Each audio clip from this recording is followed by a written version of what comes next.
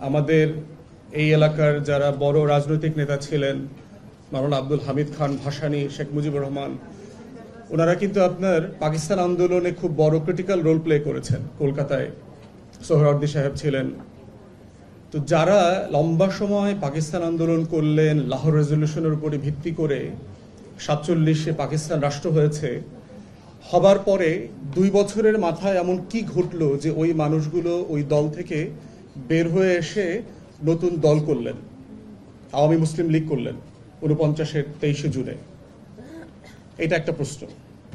দ্বিতীয়ত হচ্ছে, দেখেন যে বেঙ্গল নিউক্লিয়াস হয়েছে সিরাজুল আলম খানের নেতৃত্বে 62-তে ঢাকা বিশ্ববিদ্যালয়ে, যারা তরুণদেরকে নতুন রাষ্ট্র তৈরি করা, বাংলাদেশকে নিয়ে নতুন যে ভাবনা সেটা তারা তৈরি করেছিলেন।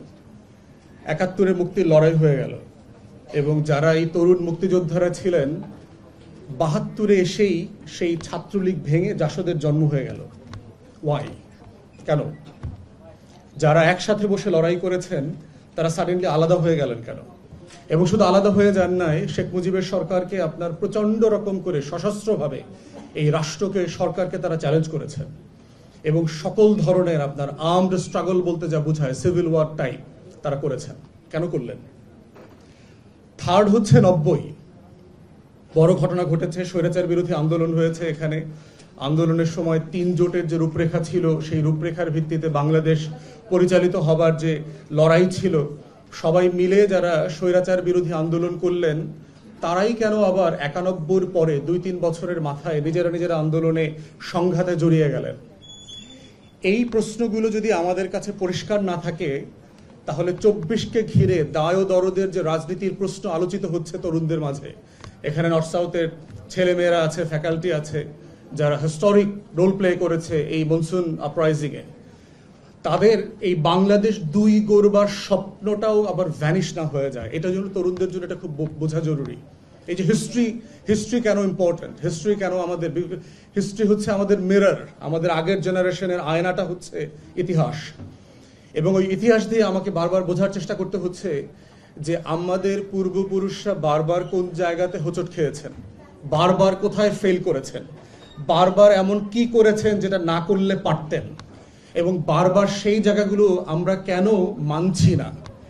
এই জায়গাটাতেই হচ্ছে গণ অভ্যুত্থান যেটা হয়ে গেছে বাংলাদেশের ইতিহাস। শুধু না, বদরুদ্দিন ওমরকে কোট করলে বলতে হচ্ছে যে গত 100 বছরে 19বিংশ শতাব্দীর সেই বঙ্গভঙ্গ থেকে যদি আপনি ধরেন, এই বাংলার মানুষের প্রথম যে রেনেসার জাগরণ, তারা রেনেসার কথা বলেছেন বাঙালির, সেই জায়গা থেকে শুরু করে এটা বারবার হয়েছে। এবং এই সকলগুলোর মধ্যে উনি যেহেতু অনেক প্রাজ্ঞ মানুষ, ওনার জীবদ্দশার কথা বলেছে যে সেই পাকিস্তান আমল থেকে শুরু করে অথবা ব্রিটিশ লেট 40s থেকে শুরু করে এত বড় জন অংশগ্রহণ নিয়ে কোনো গণ অভ্যুত্থান হয়নি, যেটা 2024-এ হয়ে গেছে।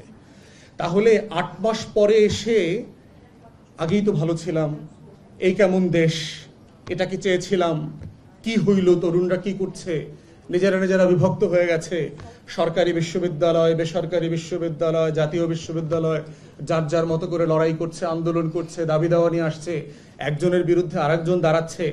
তাহলে এই যে দেখেন আমাদের বারবার প্রত্যেকটা জায়গাতে ভুল হচ্ছে কোথায়, সেই জায়গাতে হচ্ছে আমার অবজারভেশনের জায়গাটা হচ্ছে, আবার হিস্ট্রিতে নিয়ে যাই। উইনস্টন চার্চিল ছিল বিবিসির জরিপে যে the ever most and the most brilliant prime ministers of British history, all time বলা হচ্ছে, of all time।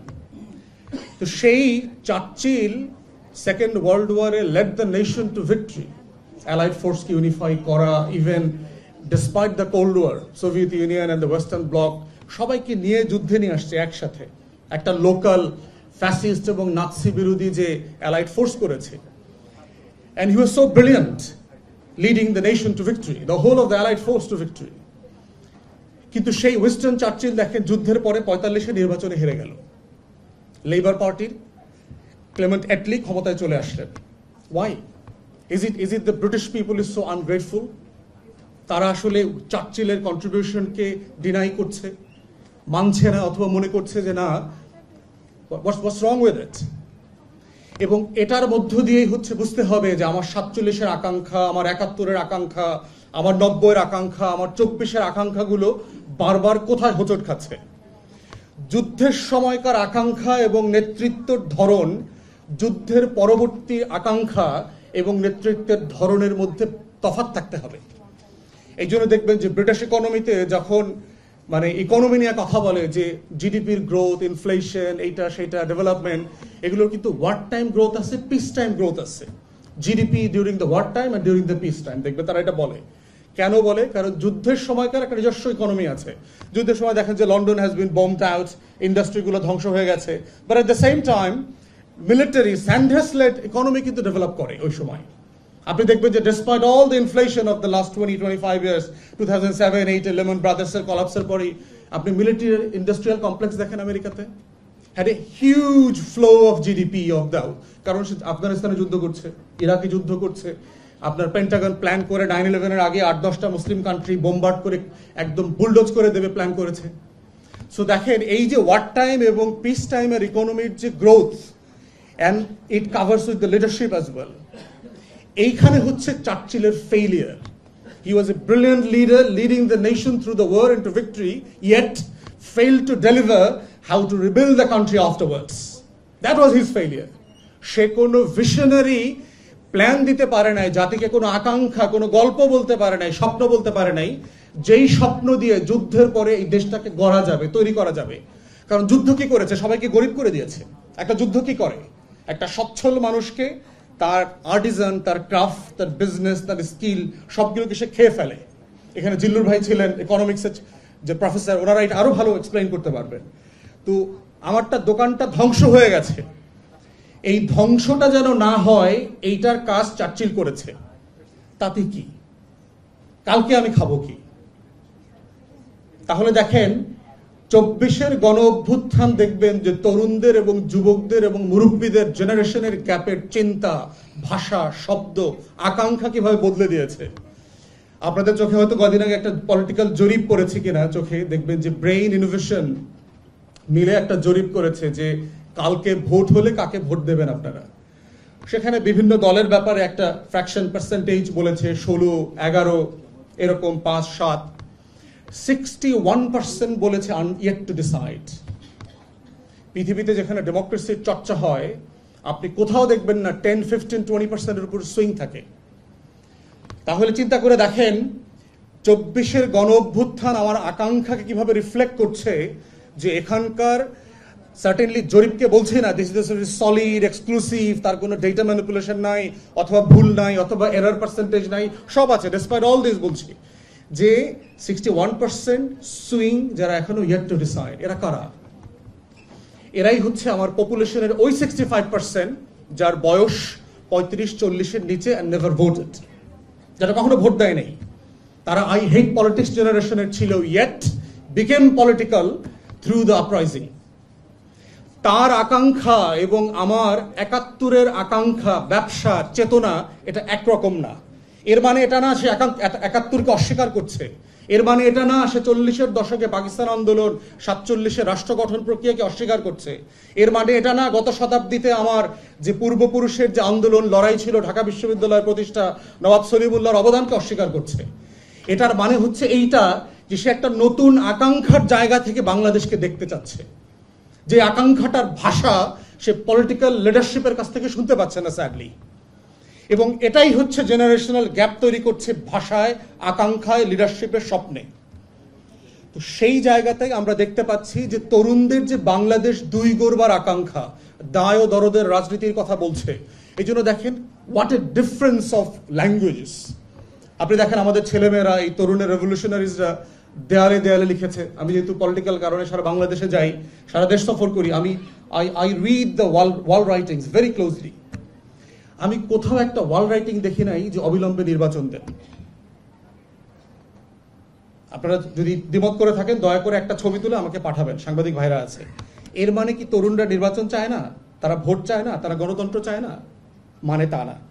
তাহলে তরুণদেরকে বুঝতে হবে সে যে মুগ্ধের আর আবু সাইদের রক্ত দিয়ে যে কোটি কোটি দেয়াল লিখন লিখেছে, সেটা যদি আমরা পড়তে না পারি তাহলে ওই আকাঙ্ক্ষাগুলো আবার 71-এর মতো আমাকে ফেল করাবে, 90-এর মতো ফেল করাবে, 47-এর মতো ফেল করাবে। তাহলে ওই আকাঙ্ক্ষাটাই হচ্ছে বাংলাদেশ 2-এর আকাঙ্ক্ষা। সেই আকাঙ্ক্ষাটা কি? বুকের ভেতর অনেক ঝড়, বুক পেতেছি গুলি কর। তুমি যতবার ফেরাউন হয়ে আসবা আমরা ততবার মুসা হয়ে জন্ম নেব। তুমি বাংলাদেশে ফ্যাসিবাদী শাসন ব্যবস্থার বিলোপ চাই, নতুন বাংলাদেশ চাই, বাংলাদেশ 2 চাই। আমি গারদের বাংলাদেশ চাই না। আমি আমার মস্তিষ্ক হেলমেট দিয়ে বন্ধ রাখতে চাই না। পুলিশকে বুঝাইছে, পুলিশ গুলি করছে না, হেলমেট পরে পরে আমাদের উপরে গুলি করছে না। হেলমেট বাহিনী একটা ছিল সরকারের, তো সে কি বলছে যে আমার মগজকে আমি হেলমেটে বন্দুক দেই নাই। এটা ছাত্রছাত্রীরা লিখেছে। ওয়াই? তাহলে আমাদের কথা হচ্ছে যে আমরা যারা রাজনীতি করছি, রাজনৈতিক দল, আমাদের আকাঙ্ক্ষার একটা জায়গা যেমন আছে, রাজনৈতিক কর্মী হিসাবে আমাদের সবচেয়ে বড় দায় হচ্ছে এই ফিউচার জেনারেশনের ভাষা বোঝা, তার ব্যাকরণ বোঝা, তার স্বপ্নটাকে বোঝা, তার আকাঙ্ক্ষাটাকে বোঝা। একটা গল্প বলে শেষ করে দেই, সে আকাঙ্ক্ষাটার জায়গা দেখেন। চায়নাতে একটা প্রবাদের মতো একটা গল্প আছে আর কি। একটা ভ্যালি ছিল, যে ভ্যালির চারপাশে হচ্ছে পাহাড়, এবং সেখানে সূর্যের আলো আসতো না। সূর্যের আলো না আসার কারণে যেটা হয়েছে, সেখানে কোনো ফসল জন্মাতো না, সেখানে পানি ছিল না, পানি হতো না, সেখানে সবুজ ছিল না। প্রতি জেনারেশনের সবচেয়ে ব্রাইটেস্ট যুবকরা সেই গ্রাম ছেড়ে মাইগ্রেট করে চলে যেত টাউনে।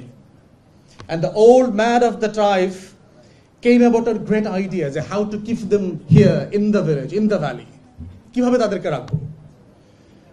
তিনি সবাইকে ডাকলেন, তাকে বললেন যে আমরা সবাই মিলে পাহাড়টা ডিগ আউট করার চেষ্টা করি না কেন। And everybody had their eyebrows, ভ্রু কুঁচকায় ফেললেন যে একটা পাথরের পাহাড়, আমরা এটা মিলে বিশাল এই পাহাড় চারপাশে আমরা কিভাবে ডিগ আউট করবো। তিনি বললেন তুমি যদি না করো, তোমরা যদি এগ্রি না করো, আমি শুরু করবো। এবং উনি পাহাড়টা খনন করা শুরু করলেন এবং লিখে দিলেন the generation after me and the generation after that and the generation to follow, every one of you must continue digging the mountain of stones. এবং তারা খনন করেছেন। খনন করতে করতে 3, 4, 5, 6, 7 জেনারেশনের পরে সত্যি ওই পাথরের পাহাড়টাকে খনন করে ফ্ল্যাট আউট করে ফেলছেন। And then the sun started to came into shine in the valley to make it evergreen. স্বপ্নটা হচ্ছে এইরকম। অতএব আমাদের আজকের বাংলাদেশ 2 এর আকাঙ্ক্ষার জায়গাটা হচ্ছে বাংলাদেশ নামক এই জমিনটাকে বারবার খনন করতে হবে। আজাদির লড়াইটাকে প্রত্যেক মুহূর্তে মুহূর্তে আমাদেরকে কাল্টিভেট করতে হবে, within ourselves, through the society and from every স্পেকট্রামস of the life. তাহলেই সেই বাংলাদেশ 2টা আসবে।